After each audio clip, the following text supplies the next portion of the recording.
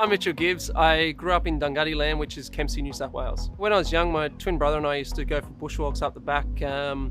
We'd love just walking around, seeing the bushland and the animals and listening to the birds and feel at home. My honours was in a blood presumptive test reagent at a crime scene called fluorescein. So it looked at how fluorescein could pick up blood by changing colour chemically. My PhD was on oysters in climate change. Yes, quite different to fluorescein, but looking at oysters and how the stresses of climate change affect them over generations. Oysters are, I think, particularly amazing in the fact that they hold such an environmental factor. They help the environment so much in just who they are as an organism.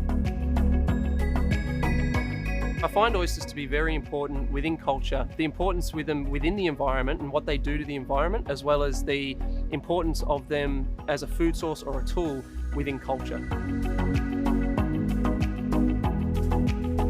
Within the PhD, I was able to, come to the conclusion that oysters are able to deal with stress, but in very different ways. Sydney rocks perform differently to Pacific oysters.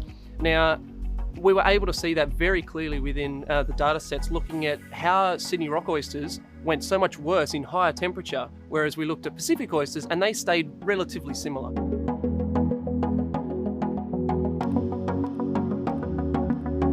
Indigenous knowledge systems have grown my understanding of oysters within the last few years, especially to show their importance within the environment as well as within culture. As an example, I am looking at how oysters have that connectedness within the environment, whereas unfortunately within Western society, we look at, when we do academia, we look at something in a very static place. So I think that holistically looking at an oyster is much more important than looking at it in one spot.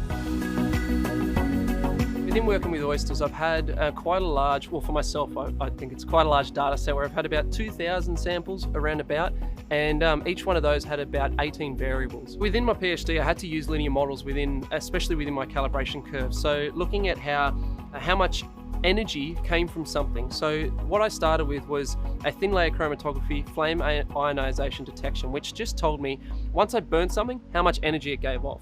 So then from there, I was able to look at each individual lipid class to then show, once I burn it from a sample, how much energy it came up, and if it came to here, that's how much I had. So using a linear model to determine how much of a lipid class I had.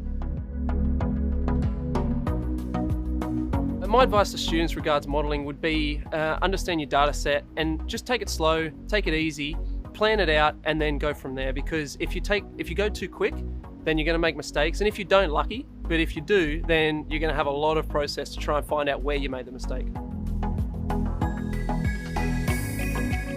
One of the biggest things I wish I'd learned as a student would have been R. Looking at how I had to learn it in such a short time frame was quite a steep learning curve, and took a lot mentally, I'd say. So I think that learning it as a student would be very beneficial.